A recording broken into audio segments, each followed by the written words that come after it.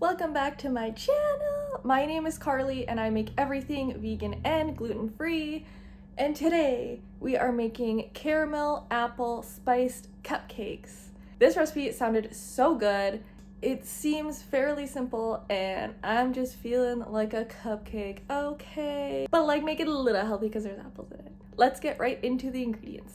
Green apples or a tart apple, brown sugar, vegan margarine or butter, lemon juice, lemon zest, plant milk, I'm using unsweetened soy, vegetable oil, cane sugar, baking soda, baking powder, vanilla, both our 1-to-1 gluten-free flour and our all-purpose gluten-free flour, salt, of course, cinnamon, and nutmeg. Our first step is we're going to dice up our apples, so we're not peeling them. We're just gonna core them and then dice them up. Perfect. So in the recipe it says the apples should equal about 1 2/3 cups. So that's why I didn't do the entirety of 2 apples here. This is almost probably 2 cups as is. I do have a measure 1 cup on here, which is about half, and it looks pretty much full. So that's gonna be plenty. I'm not gonna measure it properly into that amount because this is originally a gluten containing recipe. I figure it's okay if we overestimate the apples a little bit just because we'll need the extra liquid since we're converting it to gluten-free recipe. Our next step is going to be combining our brown sugar and our margarine, which we're going to do 2 tablespoons of brown sugar and 1 tablespoon of our vegan margarine. Again, I'm leaving just like a little bit extra. We're gonna set this on the stove and mix it together and bring it to until it's boiling. Next, we're going to mix together our plant milk and our lemon juice in order for it to curdle. We need 1 cup of plant milk. Again, I'll allow it to like kind of reach the rim, and 1 tablespoon of lemon juice. You can use fresh lemon juice if you want. Oops. And I just give it a little stir and it should start curdling right away. Soy milk is going to be the best milk that I've found that does curdle really well for the plant milks, and we're just gonna set it aside.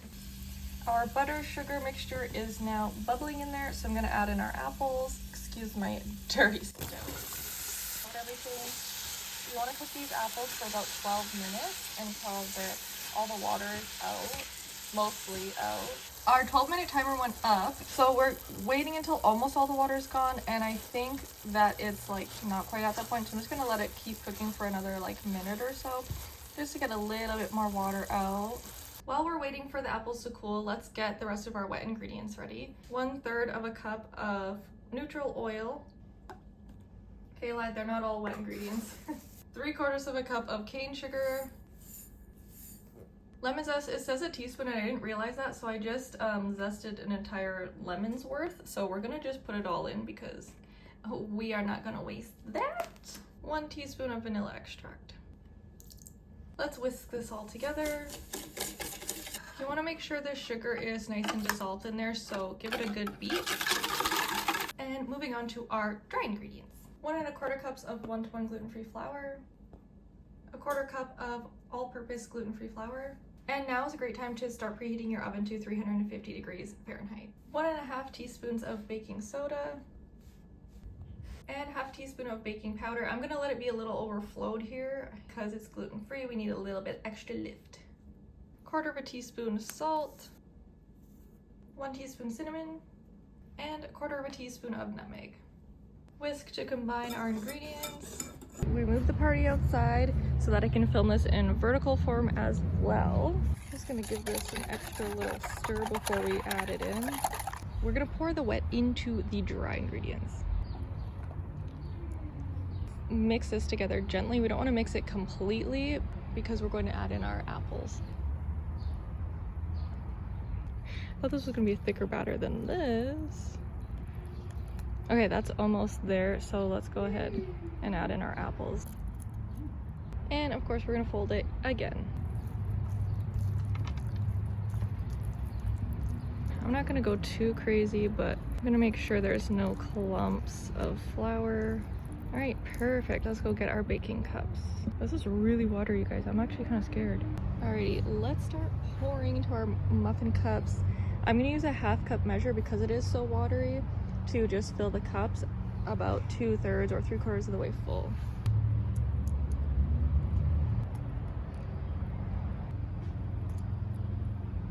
it's not as bad. It's thickening as it's sitting there, so it's fine. I'll bring these back inside, pour the rest of the batter, and then throw them in the oven. All right, we're all ready. Yeah, I don't have another one of these, so we're gonna use that. We're gonna pop these guys in the oven at 350 degrees Fahrenheit for 20 to 22 minutes. 22 minutes is up and we are looking amazing. I did a toothpick test and they're all done. This one actually turned out pretty good too. I probably could have just forgot about the muffin liners and put a parchment in there instead and just made it a little cake, but whatever. So we're gonna let these sit and cool while we make a caramel drizzle. I'm going to be doubling this recipe, so it's going to be 6 tablespoons of brown sugar. This recipe calls for yogurt, so I have some of this Silk protein Greek style vanilla yogurt, and that's what I'm gonna use instead of just a plain coconut yogurt. And we are going to need 2 tablespoons. 2 tablespoons of coconut oil. So mine is not liquid, but I just put it on the oven to melt it down. So this might be easier, even though the yogurt's cold and we'll probably just ruin all that. Okay, I'll just take the rest that's not melted. We're gonna make it a little salty, so I'm gonna put 1/4 teaspoon. Actually, maybe not quite 1/4 teaspoon because this salt is kind of chunky. So it'll be like a salted caramel. And 2 teaspoons of vanilla. Whoa, uh-oh. Alright, now we grab our immersion blender and we go to town.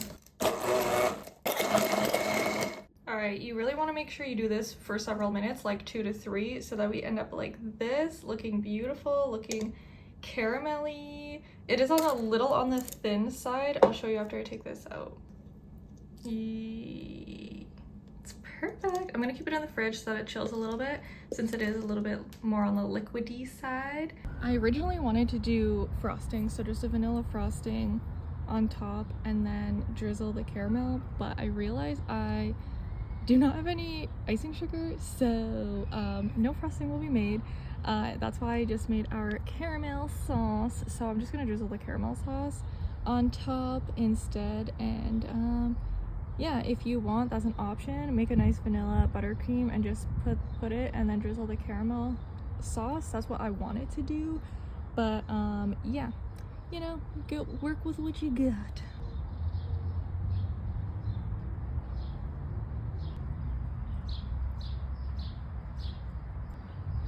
Because I think it's gonna look nice. And they're still warm, so this will actually probably kind of melt on. If you're doing it this way and you do have some powdered sugar, you could just sprinkle a little powdered sugar on top and that would be cute. I'm gonna do that. I do have some, I just don't have enough to make frosting. Hold on. Okay, a little dusting of icing sugar to make it look pretty.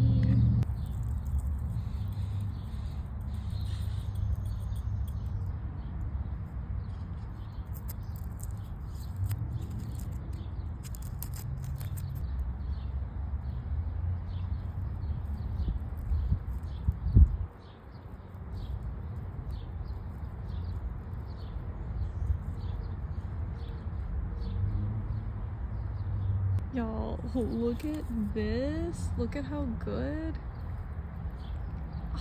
Oh my god, let's taste it. Oh my god. Oh my god, oh my god, oh my god.